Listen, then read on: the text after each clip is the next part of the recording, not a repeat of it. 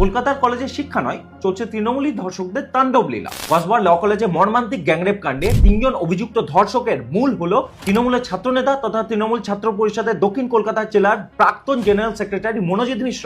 নির্যাতিতা ওই ছাত্রীকেই কলেজের মধ্যে সিকিউরিটি গার্ডের রুমে আটকে রেখে তাকে বিয়ের প্রস্তাব দেওয়া হয়, প্রত্যাখ্যান করায় তাকে গণধর্ষণ করা হয়, তারপর তাকে হকি স্টিক দিয়ে মর্মান্তিক ভাবে পেটানো হয়। মুখ খুললে তাকে, তার পরিবারকে, এমনকি তার পুরুষ বন্ধুকেও খুনের হুমকি দেয় ওই তৃণমূলের ছাত্র ধর্ষকরা। এবং এই মূল ধর্ষক মনোজিৎ কোনো চুনোপুটি নয়, তৃণমূলের বড় বড় রাঘব বোয়ালদের সঙ্গে সখ্যতা আছে তার, এমনকি যুবরাজের সঙ্গে সরাসরি ছবিও আছে তার। তাই তার বিরুদ্ধে একাধিক মহিলা ঘটিত অভিযোগ থাকা সত্ত্বেও তার বিরুদ্ধে কোনো স্টেপ নেওয়া হয়নি। হবেই বা কিভাবে? ওই কলেজের গভর্নিং বডির সভাপতি তথা তৃণমূল বিধায়ক অশোক দেবের প্রিয় পাত্র হলো ওই ধর্ষক। সে তো বেআইনি ভর্তি থেকে ডিগ্রিতে পাশ করানো অবধি সবকিছু সামলাতো। তো তাহলে ভাবুন যে শিকড় কত দূর অবধি ছড়িয়ে আছে। আর বাংলায় দুর্নীতি বা ধর্ষণ হবে, তাতে দিদির দুধেল গাইরা থাকবে না, সেটাও কি কখনো হতে পারে? এই হলো জাহিদ আহমেদ, আরেকজন ধর্ষক, যে ওই কলেজেরই বর্তমান ছাত্র। আর এই ধর্ষকদেরই বাঁচাতে রাস্তায় নেমে পড়েছে তৃণমূলের কল্যাণ ব্যানার্জি। বলছে বন্ধু বান্ধবীকে ধর্ষণ করলে আমরা কি করব? ঠিক তো, তোমরা কোনো ধর্ষণ আটকাতে পারবে না, তোমাদের লোকই ধর্ষণ করবে। তোমরা টাকা দিয়ে ধর্ষিতার মুখ বন্ধ করবে, তারপর পুলিশ দিয়ে প্রমাণ লোপাট করিয়ে দেবে, তারপর দেশের টপ লয়ারকে হায়ার করবে